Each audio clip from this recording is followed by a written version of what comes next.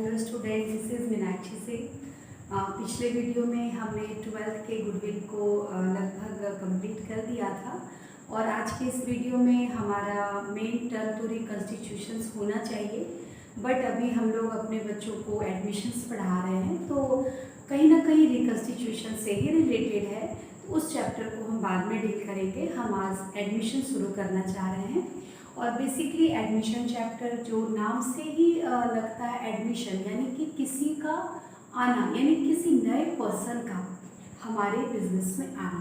तो partnership form में जब भी किसी चीज़ की कैपिटल का रिक्वायरमेंट, मैनेजमेंट का रिक्वायरमेंट, रेपुटेशंस का रिक्वायरमेंट, यानी किसी भी तरह का रिक्वायरमेंट होता है तो हर पार्टनर के एग्रीमेंट से with the help of partnership deed new partner का एडमिशन होता है। तो हमारा ये चैप्टर जो है बहुत ही इम्पॉर्टेंट है और इस चैप्टर का कोई सब्स्टिट्यूट नहीं है, यानी ये चैप्टर आपको पूछेगा ही पूछेगा और इसका कोई अथवा या और भी नहीं होता है, यानी एडमिशन बनाना ही है आपको। तो चैप्टर का नाम है एडमिशन ऑफ अ पार्टनर, यानी कि किसी पार्टनर का एडमिशन। तो सबसे पहले हम इसको अपने ग्रुप में बांट लिए हैं, जिसमें हमारा पहला है मीनिंग। तो मीनिंग में हम उस चीज़ को याद ना करें, नॉर्मल वे से समझें जो क्या होगा मीनिंग। तो that mean increase the number of partners in firm. Firm में किसी भी पार्टनर का अगर नंबर इंक्रीज करता है तो उसका मीनिंग क्या हो गया, admission of a new partner. अब बात आती है इसी में when new partner be admitted, how new partner be admitted, why new partner be admitted. तो कहीं ना कहीं ये जो हमारा क्वेश्चन WH का है, इस क्वेश्चन को पहले हम समझें। जो न्यू पार्टनर एडमिट कब होता है, तो जब ऑल ओल्ड पार्टनर एग्रीमेंट दे देता है, यानी consent of all old partners, then after new partner be admitted, यानी सभी ओल्ड पार्टनर की सहमति से ही न्यू पार्टनर का एडमिशन होता है। ठीक है, और ये क्यों होता है तो उसके लिए ये रीज़न है जिसको हमने रीज़न टॉपिक से डाला है, आपके बुक में नीड भी डाला हुआ है। तो इसकी आवश्यकता क्या है, यानी किस तरह से यह आता है, आप इसको जिस रूप में ले, मोड्स भी आप ले सकते हैं। तो ये हमारा रीज़न्स है और बहुत सारे रीज़न्स हैं। सारे रीज़न्स को हमने एक 4 टर्म्स में बांटा है, क्योंकि कहीं ना कहीं यही 4 होंगे। आप इसी को मल्टीपल करके कई टर्म बना सकते हैं। पहला नंबर हमने डाला है कैपिटल रिक्वायर्ड, यानी ऑब्वियसली हमारे बिजनेस को जब कैपिटल की ज़रूरत पड़ेगी तो कैपिटल कहाँ से आएगा, क्योंकि हम कंपनी तो है नहीं जो शेयर इशू करेंगे। बहुत होगा तो हम बैंक से लोन ले सकते हैं, लेकिन बैंक से लोन लेना, लायबिलिटी को इंक्रीज करना है, तो एक बेस्ट ऑप्शन होता है एडमिशन ऑफ न्यू पार्टनर। तो कैपिटल की जब ज़रूरत होती है तो फर्म क्या करते हैं, न्यू पार्टनर को एडमिट करते हैं। सेकेंड नंबर है एक्सपीरियंस पर्सन। कभी कभी क्या होता है, हमारे फर्म को, हमारे फर्म के मैनेजमेंट को एक ऐसे व्यक्ति की ज़रूरत होती है जिसको बहुत पुराना अनुभव हो, यानी वो कहीं और कई फर्म में काम कर चुका हो, कई तरह के जॉब को कर चुका हो, तो उसके अंदर एक्सपीरियंस हो जाता है बिजनेस को करने का।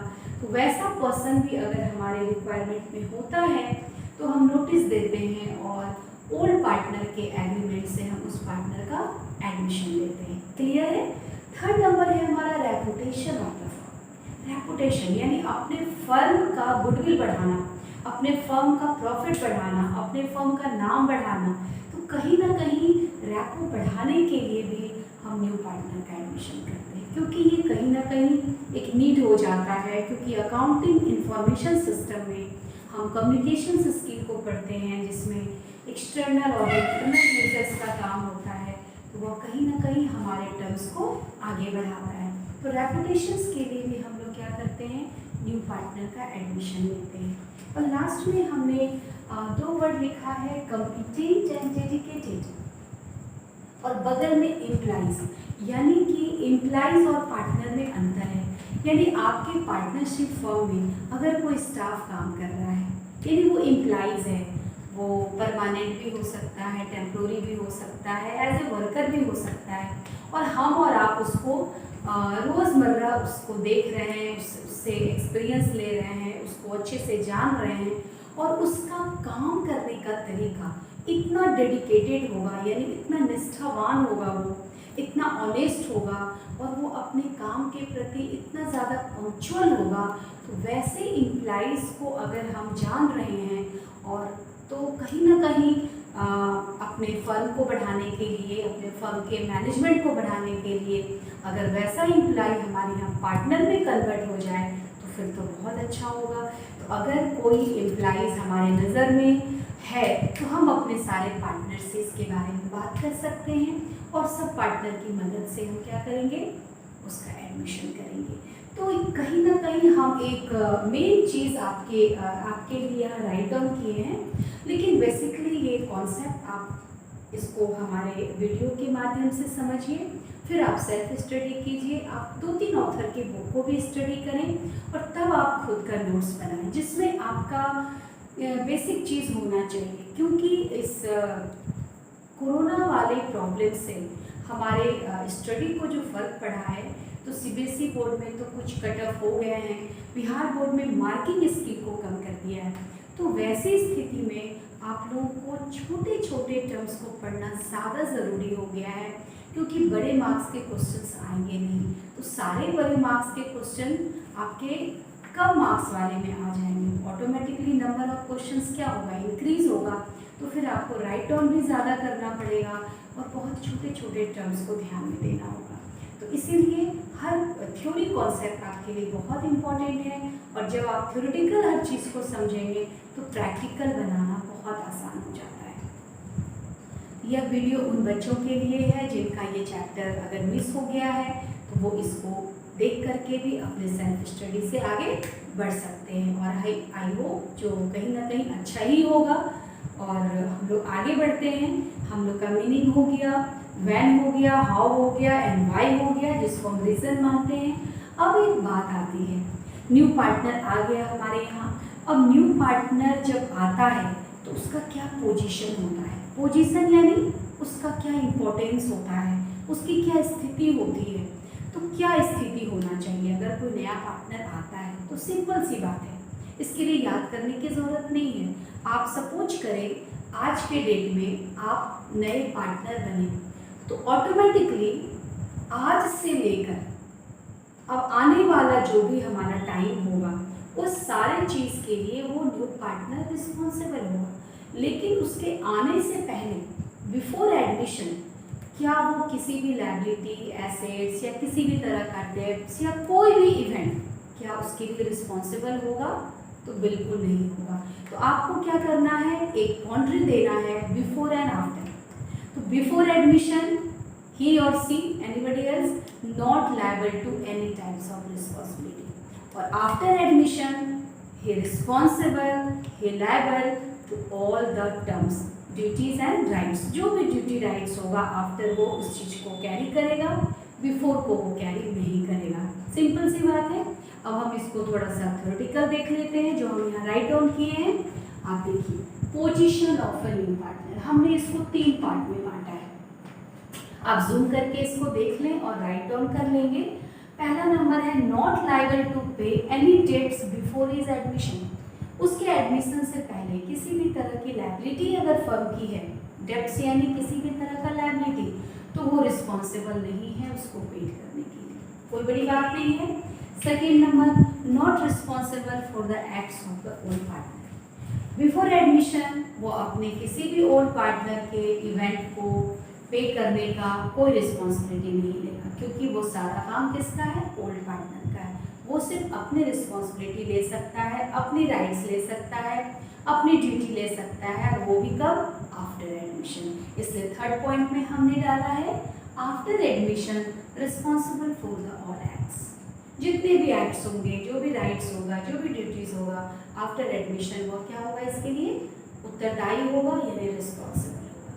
तो आपको दिक्कत नहीं होनी चाहिए, आप समझ में हो ही गए होंगे। अब आपका मेन टर्म आता है इफेक्ट्स, यानी एक नए पार्टनर के एडमिशन से फर्म को क्या इफेक्ट होगी। अभी तक तो हम लोग न्यू पार्टनर के बारे में बात किए, वो क्या होता है, उसकी क्यों हम लोग करते हैं और उसका क्या पोजीशन होता है। अब फर्म की क्या स्थिति होती है, यानी फर्म में क्या चेंज आता है। तो चेंज तो आएगा ही, कहीं ना कहीं नंबर ऑफ पार्टनर्स इंक्रीज हो रहे हैं और न्यू पार्टनर अपने साथ कुछ तो लेकर आएगा, कैपिटल लाएगा, गुडविल लाएगा, तो कहीं ना कहीं फर्म का कैपिटल बढ़ेगा, एसेट्स बढ़ेगा, तो लायबिलिटी भी बढ़ेगी। और सबसे बड़ी चेंज क्या आएगा, जो न्यू पार्टनर के आने से ओल्ड पार्टनर को अपना शेयर देना पड़ेगा। क्यों देना पड़ेगा? क्योंकि ओल्ड पार्टनर के ही सहमति से न्यू पार्टनर आ रहा है। तो जब ओल्ड पार्टनर ही चाह रहा है जो न्यू पार्टनर आए, तो न्यू पार्टनर को वह अपना शेयर देगा। तो ओल्ड पार्टनर का जो प्रॉफिट का शेयर है या लॉस का जो भी शेयर है वो क्या होगा, डिक्रीज होगा, ऑटोमेटिकली न्यू पार्टनर को चला गया। लेकिन बिजनेस है, बिजनेस में लेन देन हमेशा इक्वल होता है। तो आज के डेट में अगर ओल्ड पार्टनर न्यू पार्टनर को दे रहा है, तो further in future new partner भी ओल्ड पार्टनर को कुछ देगा। तो क्या देगा? तो हम लोग गुडविल चैप्टर में पढ़े थे एक टॉपिक कंपनसेशन, यहाँ उसी चीज़ का हम लोग यूज़ करेंगे प्रैक्टिकल में। अब हम लोग पॉइंट्स टू पॉइंट्स को रीड करें। पहला इफेक्ट हमने डाला है change in the constitutions of the firm. स्वाभाविक है, नए पार्टनर के आने से फर्म का जो भी रूपरेखा है, रूल्स रेगुलेशंस है, वो कहीं ना कहीं चेंज होगा, यानी फर्म का रिलेशंस चेंज होगा। दूसरा नंबर है share of old partner is reduce, automatically पुराने पार्टनर का शेयर क्या होगा, वो थोड़ा कम होगा। थर्ड नंबर है change in the relations of the partner. स्वाभाविक है, नया partner change in the relations of the partner, स्वाभाविक है पार्टनर के बीच का रिलेशंस बदलेगा। Number of partner increase in the firm, automatically firm का नंबर ऑफ पार्टनर्स इंक्रीज होगा। और नया पार्टनर अपने साथ क्या ब्रिंग करेगा, गुडविल और कैपिटल। और गुडविल को हम लोग एडमिशन में प्रीमियम बोलेंगे। और रेपुटेशन इज इनहेंस्ड, यानी कहीं ना कहीं बिजनेस का रेपुटेशन बढ़ेगा। और लास्ट हमने डाला है फर्म्स कैपिटल इंक्रीज, तो फर्म का कैपिटल ऑटोमेटिकली इंक्रीज होगा। तो आफ्टर ऑल ये जो हमारा आज का वीडियो था, ये आपका थॉरो था, एडमिशन ऑफ पार्टनर का फंडामेंटल थॉरो था। इस कॉन्सेप्ट को आप प्लीज़ अच्छे से रीड करें, सेल्फ स्टडी करें और अपना एक नोट्स बनाएं, ताकि नेक्स्ट वीडियो में हम लोग कुछ एडजस्टमेंट के साथ आएंगे और प्रैक्टिकल को शेयर करेंगे। और आई होप आपको आज का वीडियो अच्छा लगा होगा। आप इससे अपने नोट्स को तैयार करें और नेक्स्ट कल के लिए थैंक यू सो मच।